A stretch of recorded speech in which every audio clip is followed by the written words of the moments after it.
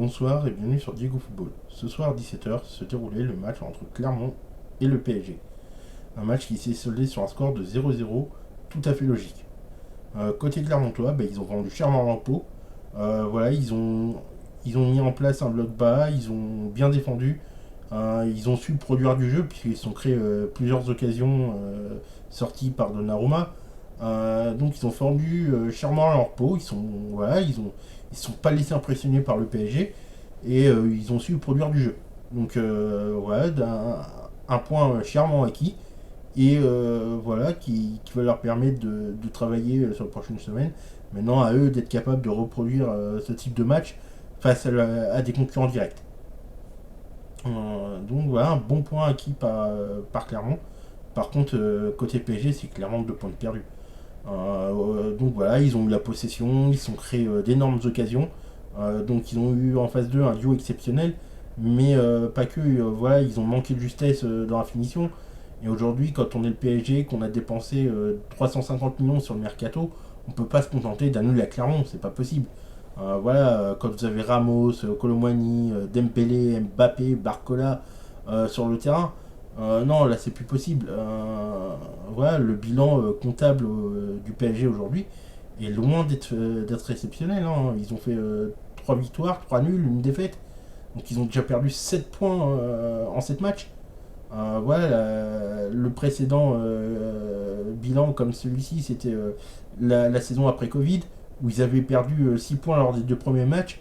Ces 6 points qui s'étaient retrouvés au final en fin de championnat avec le titre de champion pour Lille. Voilà, ils avaient 6 points d'avance sur le PSG, c'est les 2 matchs perdus en début de saison face à Lens et face à Marseille. Là, ils prennent un peu le même chemin, puisque voilà, ils ont perdu 7 points, donc ils en ont perdu 6 face à Toulouse, Lorient et Clermont, et ils ont perdu 3 face à Nice. Donc voilà, ils ont quand même perdu beaucoup de points face à des équipes bien plus faibles que en termes d'effectifs. Voilà, au niveau du bilan comptable, c'est vraiment pas un bon début de saison du PSG. Maintenant, va falloir voir les résultats du week-end. Mais devant et derrière, ça risque de remonter, voire de passer devant le PSG.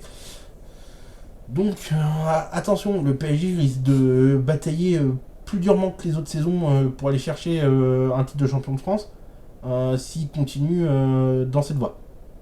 Voilà, maintenant on connaît la tactique d'Enrique, c'est un jeu basé sur la possession de balle, c'est bien, sauf que ça du coup met moins en valeur les qualités premières des joueurs offensifs comme Dembélé, Mbappé, Barcola, dont la première qualité c'est la vitesse.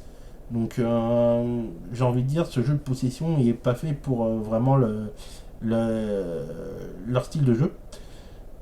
Maintenant, voilà, c'est à Luis Enrique de trouver le moyen d'adapter son style de jeu à ses joueurs. Voilà, ça va être, ça c'est à lui de trouver ça. Maintenant, faut que le PSG passe à vitesse supérieure. Sinon, ça va vite être très compliqué parce que s'ils perdent encore des points.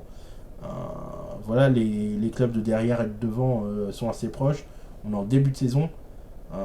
Perdre autant de points en début de saison, ça peut compter au final. Donc voilà, un point de gagné pour Clermont et 2 points de perdu pour le PSG. Merci et à bientôt.